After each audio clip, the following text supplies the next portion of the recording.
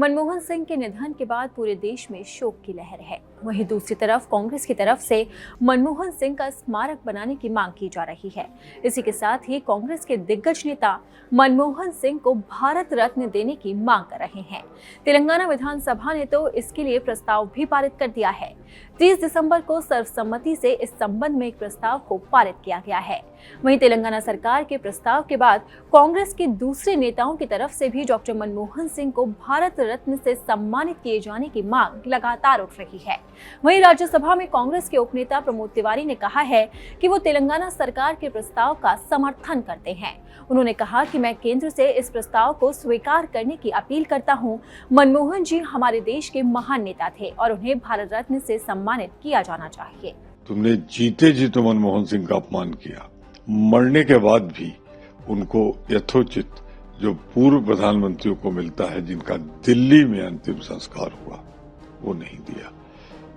तेलंगाना पारित किया और विधानसभा सर्वसम्मति से एक प्रस्ताव पारित किया गया। मैं तेलंगाना के इस प्रस्ताव के लिए कांग्रेस की सरकार और उसके मुख्यमंत्री को हृदय से बधाई देता हूं और अपने आप को संबद्ध करता हूं कि अगर भारत रत्न का हकदार सच्चा कोई है तो डॉक्टर मनमोहन सिंह जी उसमें सबसे अग्रणी है।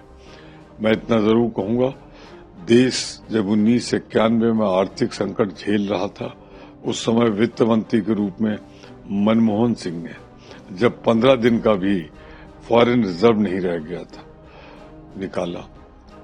करोड़ों भारतवासी जो गरीब थे, जो रात को बिना खाना खाए सो जाते थे, उनको खाना मुहैया कराया राइट टू फूड की बदौलत। ये जो भ्रष्टाचार था, इसके खिलाफ right to information Manmohan Singh ji की प्रधानमंत्री के रूप में देश उपलब्धियों से भरा है उनके लिए। हम कभी उनका न्यूक्लियर डील नहीं भूलेंगे जो अमेरिका से किया, अपनी सरकार दांव पे लगा दी और उन्होंने देश इससे कोई समझौता नहीं किया।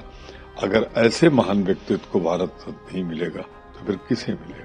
कांग्रेस की तरफ से कहा गया है कि डॉक्टर मनमोहन सिंह ने मुख्य आर्थिक सलाहकार, आरबीआई गवर्नर, योजना आयोग के उपाध्यक्ष, वित्त मंत्री और प्रधानमंत्री समेत अलग अलग पदों पर देश की सेवा की है। प्रस्ताव में कहा गया है कि वित्त मंत्री के रूप में उनका कार्यकाल देश के आर्थिक इतिहास में एक महत्वपूर्ण मोड़ था, जिसमें उदारीकरण, निजीकरण और वैश्वीकरण जैसे प्रमुख सुधार हुए। इसलिए उन्हें भारत रत्न देना चाहिए।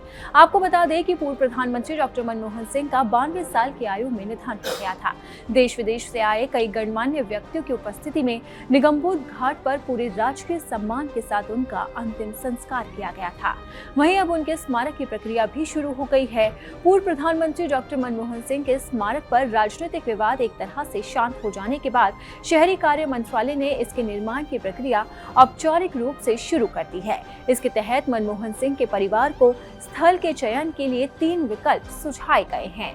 बताया जा रहा है राष्ट्रीय स्मृति स्थल राजघाट, किसान घाट और समता स्थल के 3 विकल्प दिवंगत पूर्व प्रधानमंत्री मनमोहन सिंह के परिवार को दिए गए हैं और उनसे इनमें से एक का चयन करने के लिए कहा गया है। यह प्रस्ताव शहरी कार्य मंत्रालय को मिले इस सूचना के बाद दिया गया है कि मनमोहन सिंह की स्मृतियों को स्मारक के रूप में सजोने के लिए एक ट्रस्ट के गठन की प्रक्रिया शुरू कर दी गई है। अगर आपको हमारा ये वीडियो पसंद आया तो इसे लाइक और शेयर जरूर करें। अगर अब तक आपने दैनिक जागरण को सब्सक्राइब नहीं किया है तो लेटेस्ट खबरों को जानने के लिए आप दैनिक जागरण को जरूर सब्सक्राइब करें।